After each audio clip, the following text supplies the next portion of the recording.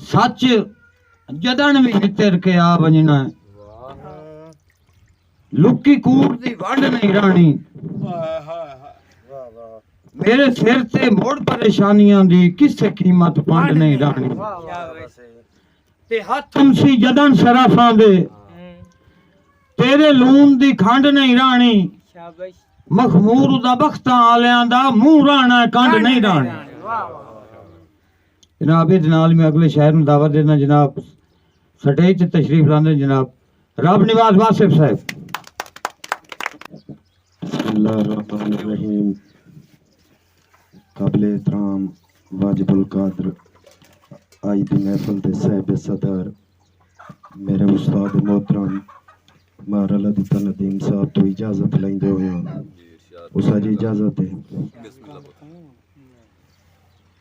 वसीम भाई गल्ला तसाइन एक अकीदतन शेर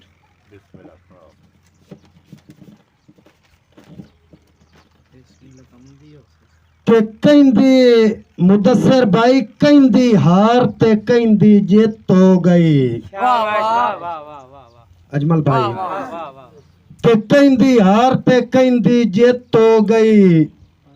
हाई सांग ते सिर दा सांगा।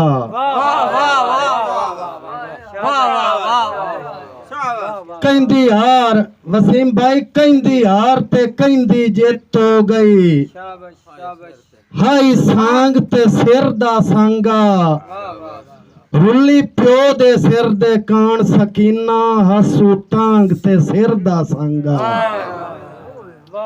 और हम शक्ल नबी दे हाँ एच बरछी। हाई बांग ते सिर दा सांगा।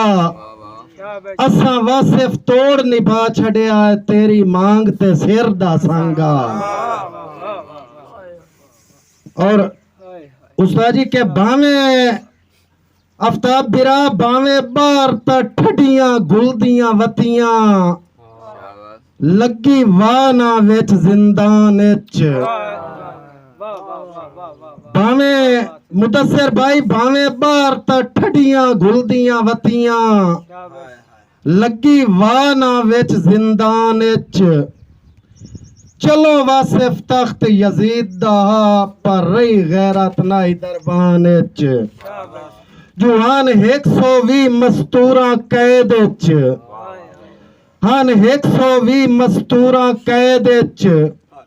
मारे शामिया पत्थर कुरान विच। पिछा कैद निभा के 12 हटियां बाकी मर गईयां कुल सुनसान विच। मुदस्सिर भाई के बावे बावे बार ता ठडियां गुलदियां वतियां लगी वाना विच जिंदान विच। चलो वासिफ तख्त यजीद दा पर रही गैरत नाई दरबान विच। जुहान 120 मस्तूरा कैद विच। मारे शामिया पत्थर कुरान विच। पिछा कैद निभा के 12 हटियां बाकी मर गईयां कुल सुनसान विच। मेरे भाई जहांगीर मखमूर साहब आदे बयान के मुक गए मान बिरावां दे। उस्ताद जी इजाजत है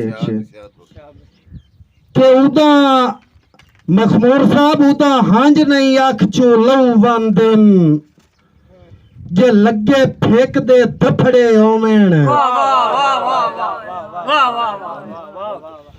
भाई उदा हांज नहीं अख चो लहू वंदन। वसीम बिराज आगी के उदा हांज नहीं अख चो लहू वंदन जे लगे फेंक दे दफड़े ओवेण।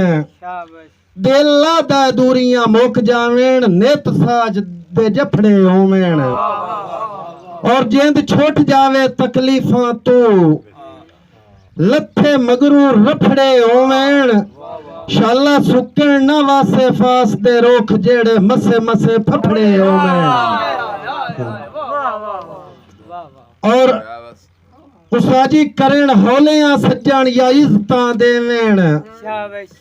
मुदस्सिर खान करण हौलियां सज्जण या इज्जतां देवेण। लगे बख्त नु धकड़े होयम आफ्ताब बिरा अजमल भाई के करण होलियां सज्जन या इज्जतां देवेन लगे बख्त नु धकड़े होयम इंजे खंड समझन ना लगदियां नु दर असाले च अकड़े होयम इंजे खंड समझन ना लगदियां नु दर असाले च अकड़े होयम